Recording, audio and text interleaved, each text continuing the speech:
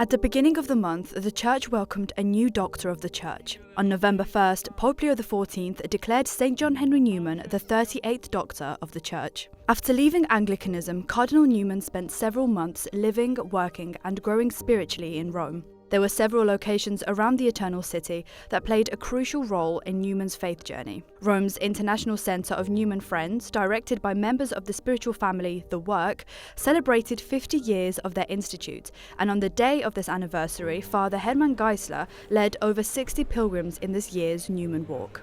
Since his canonization in 2019, this pilgrimage has aimed to explore these places and help connect people with the saints on a more personal level. We thought it might be nice to do something to make Newman known also to simple faithful, not only to scholars and to professors.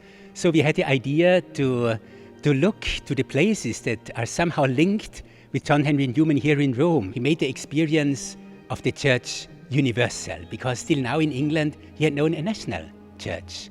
But here in Rome he was together with seminarians from Asia, from Africa, from America, and he experienced really the Catholic Church as Catholic, and that had a great impact on him. It helped him to experience the Catholic Church and to find joy and home in the Catholic Church. We tried to make out of that a Newman Walk, which you can do on foot in 3 or 4 hours, visiting these places and telling a bit the story of Newman.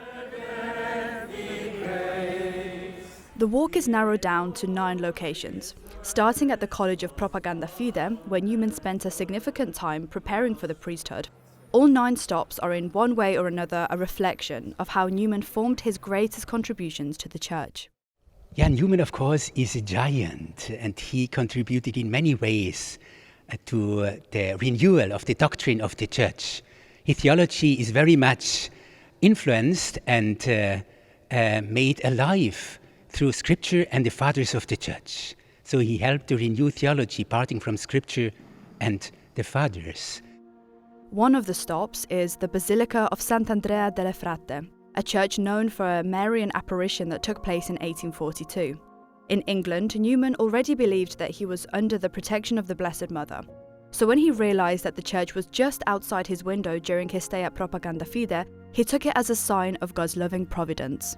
He wrote that in Propaganda Fide, he was really very happy. He said in one of his letters, "I was happy in Littlemore, happier even than in Maryvale after the conversion, but most happy I am here in Propaganda Fide." Many of the Newman Walk participants were anticipating this pilgrimage for some time, as his figure is someone they have looked up to and have been drawing daily inspiration from.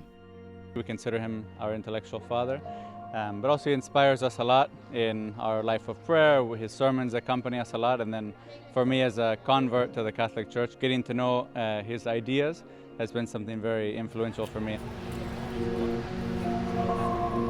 Well, this was something I always wanted to do, because I am very close to Newman.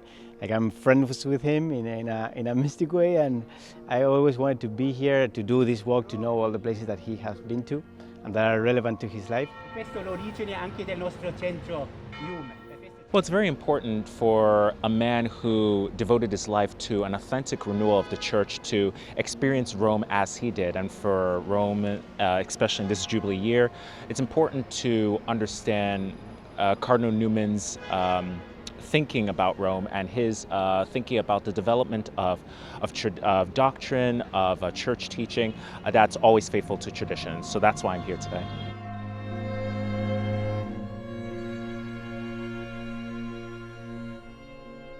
The walk ends at the Church of St George in Velabro, his titular church, which is a church in Rome designated to a cardinal.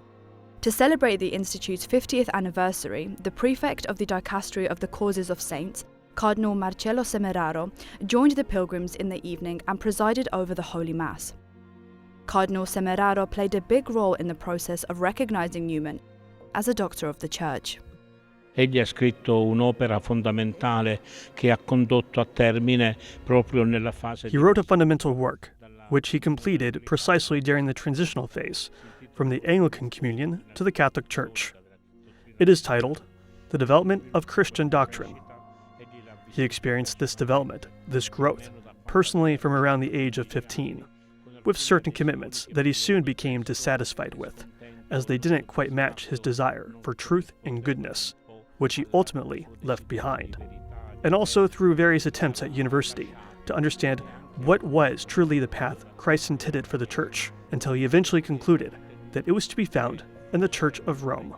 So he made his choice, and he remained faithful to it, with suffering, with dedication, and with great loyalty. Fedele, con sofferenza, con impegno, con una grande fedeltà. In Rome, Zofia Czubak for EWTN, Great Britain.